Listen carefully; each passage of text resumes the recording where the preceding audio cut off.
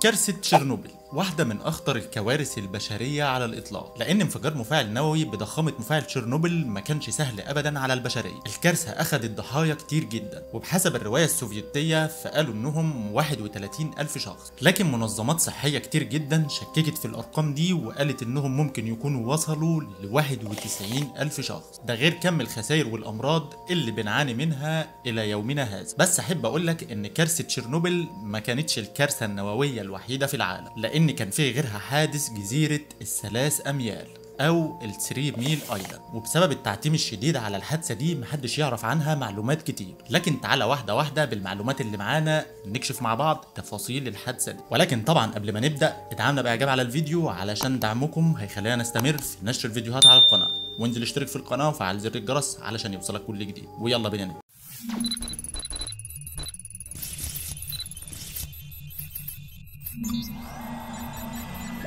3 ميل ايلاند هي جزيرة صغيرة تبع لولاية بنسلفانيا الأمريكية. السلطات الأمريكية شافت إنها مكان مناسب لبناء مفاعلات نووية لتوليد الطاقة، من غير ما يحطوا في اعتبارهم أبدا الآلاف اللي بيعيشوا على الجزيرة دي، ولا الملايين اللي ممكن يطولهم الخطر في حالة حدوث أي خطأ ولو حتى خطأ صغير. والحقيقة خطأ صغير ممكن يبقى سبب في وفاة ملايين. خلينا الأول نعرف إزاي بيتم تشغيل المفاعلات دي علشان نكون فاهمين. أهم جزء في المفاعل هو قلب المفاعل، وده اللي بيحصل فيه بعض التفاعلات النووية الشديدة اللي بيكون من نواتجها توليد الحرارة. والحرارة دي بقى بتستخدم لرفع حرارة كميات ضخمة من المية، علشان يحول المية دي لبخار، واللي بدورها بتقوم بتحريك التوربينات المسؤولة عن توليد الكهرباء. لحد هنا الوضع كويس، وممكن كلنا يكون عنده خلفية عن طريقة عمل المفاعل. طيب فين بقى الخطر وايه اللي حصل؟ الخطر يا سيدي ان الميه دي ليها وظيفه تانية، وهي تبريد قلب المفاعل، واي عطل او اخفاق في الوظيفه دي قلب المفاعل درجه حرارته هتعلى بطريقه جنونيه. وهو ده بقى اللي هنرجع له تاني،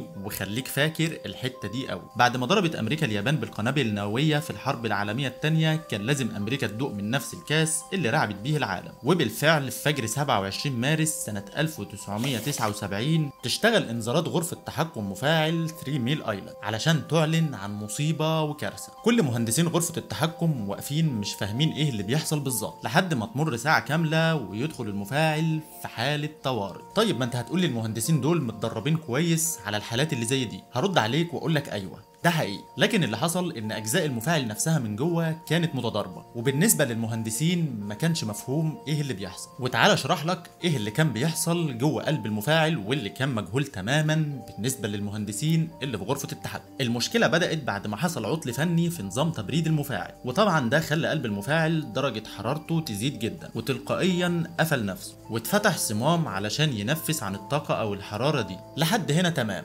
مشكله وارد تحصل ومش صعب التعامل معاها. المهم ان بعد ثواني كان لازم الصمام اللي اتفتح ده يتقفل لوحده، وزي ما جه في دماغك ما اتقفلش، وبدأ يسرب المية المسؤولة عن تبريد المفاعل، وبالتالي درجة حرارة المفاعل بدأت تزيد بطريقة جنونية. المصيبة الأكبر إن كل ده كان بيحصل وغرفة التحكم ما كانش بيوصل لها أي إنذار إن الصمام فيه مشكلة. بالعكس ده كان اللي ظاهر قدامهم على الشاشات في غرفة التحكم إن الصمام مقفول وما فيهوش أي مشكلة. علشان كده وقف المهندسين في غرفة التحكم ساعة كاملة مش فاهمين إيه اللي بيحصل، وبطريقة ما الأخبار اتسربت للإعلام إن في عطل في المفاعل، لكن كل اللي كان بيتقال انه عطل بسيط هيتم السيطره عليه. وكمان السلطات نفسها ما كانتش على علم بحجم الكارثه، لان شركه مترو وبوليتان اديسون اللي بتمتلك المفاعل النووي صدرت لهم صوره غلط تماما، وقالت مفيش داعي ابدا للقلق. وعليه طلع المسؤولين في مؤتمر صحفي يطمئنوا السكان بل العالم كله. لكن بعدها كانت الصدمه. واحد من مهندسين الطاقه النوويه اللي شغالين في المفاعل اعترف انهم اكتشفوا كميات كبيره من اليود المشع،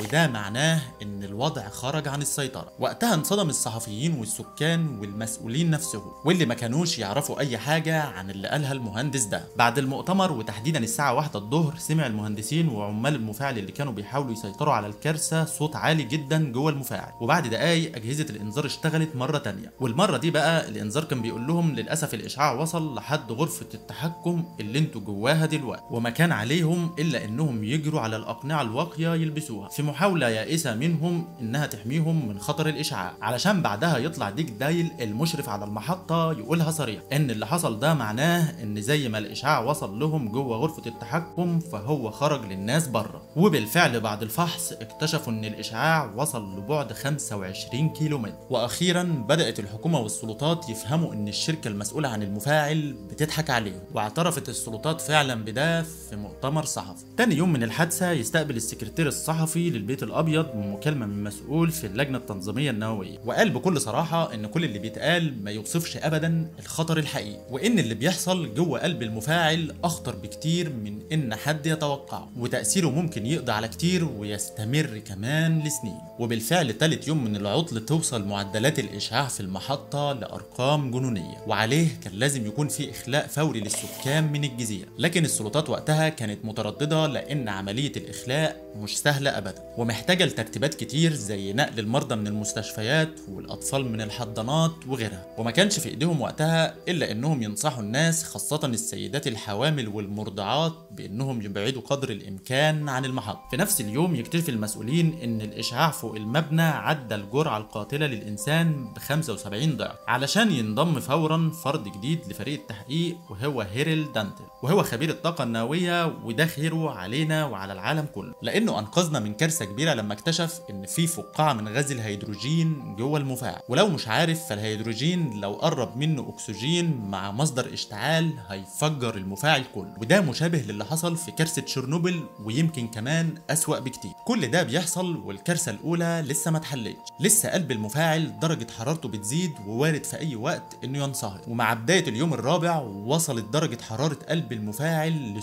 600 درجه مئويه، يعني احنا على مشارف كارثه نوويه زي اللي حصلت في تشيرنوبل ويمكن اسوأ. في اليوم الخامس بقى الرئيس جون كارتر راح بنفسه زياره للمفاعل، يعني تخيل علشان ينقذ سمعه امريكا قصاد العالم كان مستعد انه حرفيا يضحي بنفسه. بعد الزياره على طول اتعمل مؤتمر صحفي للمسؤولين عن المفاعل، وقالوا فيه انهم قدروا الخطر غلط والتهديد مش كبير ولا حاجه، لكن ازاي وبعد اسبوع السمك في البحر بدا يموت والاطفال بدا يظهر على جسمهم حروق من اثار الاشعاع، وبالتالي خرجت الناس في احتجاجات واعتصامات يطالبوا بوقف الطاقه النوويه. وبعد 6 شهور كان قرار الاخلاء اتنفذ خلاص، وصرفت الحكومه الامريكيه عليه وقتها اكتر من 18 مليون دولار، وتنظيف المحطه النوويه كلف اكتر من مليار دولار وقتها. بعد تنظيف المفاعل العلماء فحصوا قلب المفاعل في عمليه اسمها كويك لوك، واللي اكتشفوا في العمليه دي ان قلب المفاعل في حاله انصهار كامله. الغريب بقى ان السلطات وقتها قالت ان مفيش اي خسائر بشريه، وده كلام مش منطقي تماما، وكذبوا عالم الاوبئه ستيفن وي اللي اثبت ان معدلات السرطان زادت ل3 اضعاف بعد الكارثه دي. ودراسات تانية كتير اثبتت ان معدلات الوفاه في المناطق القريبه من المفاعل زادت لاكتر من 100 ضعف. متخيل انت ان بسبب غلطه صغيره جوه المفاعل عانت امريكا لمده 14 سنه، ومتخيل ان تكاليف المفاعل ده كانت اكتر من 700 مليون دولار وقتها وما اشتغلش الا 3 شهور فقط. الحقيقه ان الطاقه النوويه حتى ولو كانت في استخدامات سلميه قادره انها تقضي علينا تمام، والارقام اثبتت ده. لو عجبكم الفيديو انزلوا دعمونا باعجاب علشان ده هيساعدنا كتير اننا نكمل في الفيديوهات اللي زي دي، واشتركوا في القناه وفعلوا زر الجرس علشان يوصلكم كل جديد. شكرا ليكم واشوفكم الحلقه الجايه.